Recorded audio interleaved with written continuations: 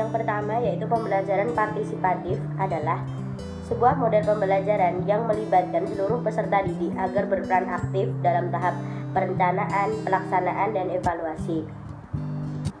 Yang pertama, dalam tahap perencanaan atau planning, yaitu keterlibatan siswa dalam suatu kegiatan, mengidentifikasi kebutuhan belajar, permasalahan, sumber-sumber atau potensi yang telah tersedia, dan kemungkinan hambatan dalam pembelajaran.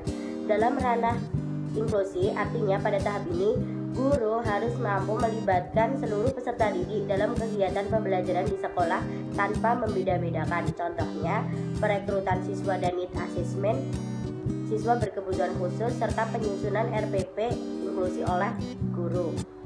Yang kedua yaitu pelaksanaan atau implementasi, yaitu keterlibatan peserta didik dalam menciptakan iklim yang kondusif dalam kegiatan belajar, di mana salah satu iklim yang kondusif untuk kegiatan belajar ialah membina hubungan antara peserta didik dengan pendidik, sehingga menciptakan hubungan kemanusiaan yang akrab dan terbuka. Teknik yang dapat diterapkan jika melakukan model pembelajaran partisipatif diantaranya yang pertama, teknik belajar melalui tukar delegasi antar kelompok atau jigsaw learning. Proses kegiatan yang memberikan suatu pelatihan kepada peserta didik untuk membiasakan kegiatan berdiskusi dan bertanggung jawab. Dalam ranah inklusi, teknik ini sangat membantu mengingat adanya peserta didik yang memiliki kebutuhan khusus dengan guru melakukan kegiatan berdiskusi dan saling membantu antar teman. Mereka pasti akan senang dan akan merasa mempunyai manfaat bagi teman lainnya. Kemudian yang kedua, teknik turnamen belajar atau learning turnamen. Teknik ini dikembangkan oleh Robert Slavin dan rekannya. Teknik ini bisa digunakan untuk mengembangkan sebuah pelajaran atas berbagai fakta, konsep, keahlian yang luas. Teknik ini dalam ranah sekolah inklusi tidak efektif untuk dilaksanakan karena akan sangat susah mengaturnya. Kemudian, tidak semua siswa berkebutuhan khusus mampu mengikutinya. Yang ketiga yaitu teknik Delphi, proses kegiatan kelompok dengan menggunakan jawaban tertulis dari para calon peserta didik terhadap pertanyaan yang telah diajukan kepada mereka. Kemudian yang keempat, teknik diet, yaitu teknik yang melibatkan dua orang berkomunikasi secara lisan atau tertulis. Teknik ini sangat cocok dilakukan pada tahap pembinaan keakraban, khususnya kalau peserta didik belum saling mengenal. Maka dengan diterapkannya teknik ini dapat lebih mengenal antar temannya. Kemudian yang kelima, teknik kelompok kecil. Teknik ini menuntut peserta didik dapat mengungkapkan pikiran, gagasan, dan pendapat yang sesuai dengan topik yang sedang dibahas. Dalam kegiatan ini, peserta didik akan dapat bertukar informasi sehingga dapat mencapai kesepakatan antar peserta. Selanjutnya, keunggulan model pembelajaran partisipatif. Yang pertama, keputusan yang diambil tidak sepihak. Yang kedua, peserta didik akan mengenal satu dengan yang lainnya. Yang ketiga, pembelajaran menghasilkan pendapat yang banyak dalam waktu yang singkat. Yang keempat, peserta didik akan dapat mengevaluasi sendiri proses pembelajaran, baik dengan dirinya sendiri ataupun dengan pendidik. Yang kelima, peserta didik akan memperoleh pengalaman belajar secara langsung dari proses pembelajaran, khususnya pada kegiatan lapangan. Yang keenam, pendidik akan lebih mudah dalam mengenali karakteristik peserta didik. Kemudian, kelemahan model pembelajaran partisipatif. Yang pertama, peserta didik akan sulit dikontrol karena kondisi kelas yang membuat peserta didik terlalu proaktif. Yang kedua, menuntut pendidik lebih berkonsentrasi dalam proses pembelajaran karena fokus pembelajaran berpusat pada peserta didik, tidak pada pendidik. Yang ketiga, akan membutuhkan alat bantu belajar yang terbilang cukup banyak karena peserta didik dituntut untuk aktif dan proaktif. Yang keempat, penggunaan model pembelajaran partisipatif tidak akan lepas dari implementasi psikolog dan teori-teori pembelajaran. Yang kelima, kesediaan peserta didik dalam memberikan kontribusi dalam pencapaian tujuan yang sulit dicapai keseluruhan karena karakteristik emosi dan mental dari peserta didik yang berbeda-beda. Keenam, pendidik diposisikan pada posisi yang tidak serba mengetahui terhadap bahan belajar. Yang ketujuh, adanya transparansi dalam proses pembelajaran. Pelaksanaan pembelajaran partisipatif dalam pendidikan inklusi. Yang pertama, siswa duduk dalam setting kelas klasikal, berpindah tempat 1 minggu sekali. Yang kedua, siswa reguler dan ABK membaur menjadi satu. Yang ketiga, keterlibatan semua siswa sama. Yang keempat, guru menyesuaikan kemampuan dan minat ABK khusus pada saat itu. Terus yang kelima, guru menyampaikan materi dan tujuan pembelajaran sebelum dimulai agar siswa menjadi tahu apa yang akan mereka lakukan. Yang kedua, ada pembelajaran kolaboratif.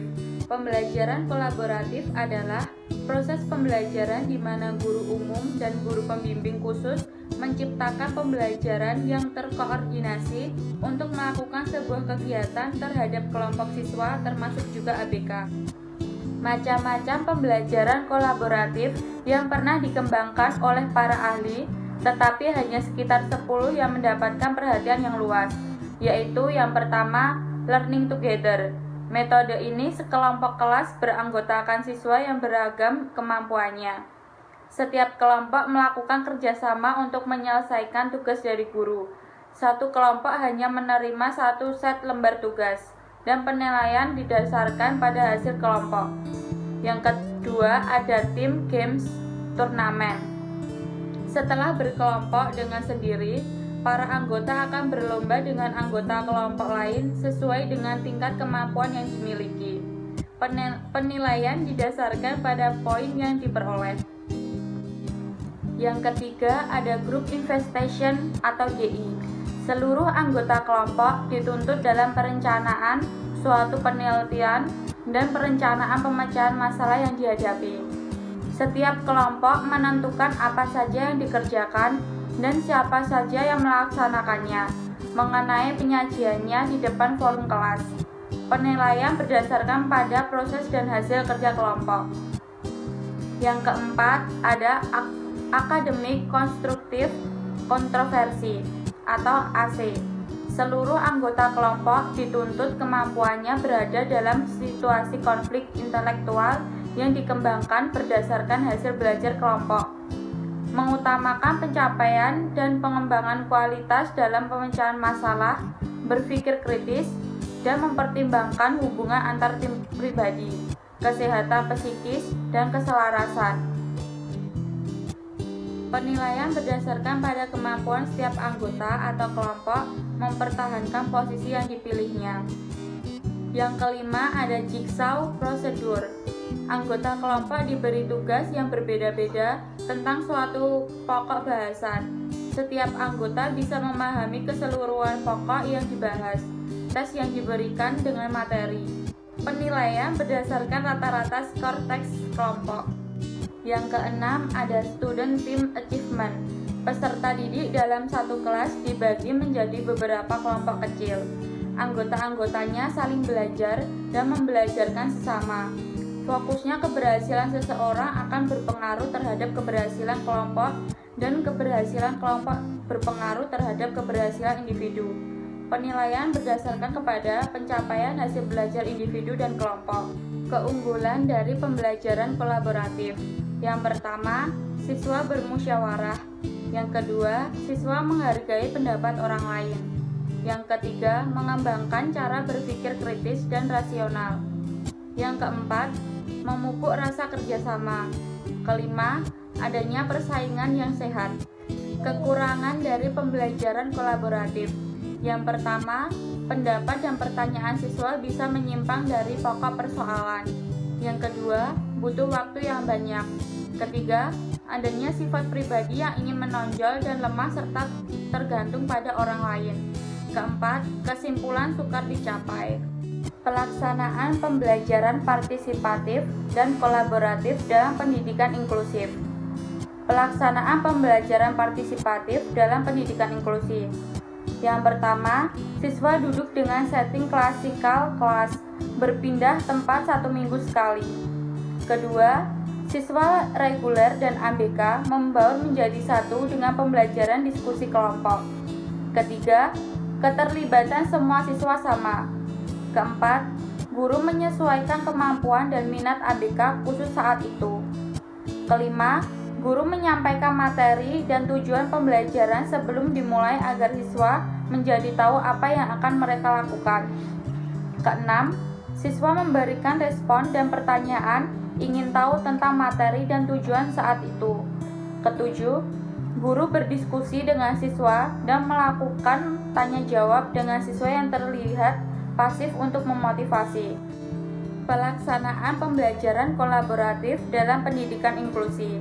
Yang pertama, siswa terbagi menjadi beberapa kelompok di mana satu kelompok terdiri atas 4-6 anggota. Kedua, pendidik menyiapkan beberapa alat yang akan digunakan dalam berkelompok. Ketiga, pendidik hanya mengamati cara kerja peserta didik dan cara berkomunikasi dan menjadi pembimbing saat peserta didik perlu bantuannya.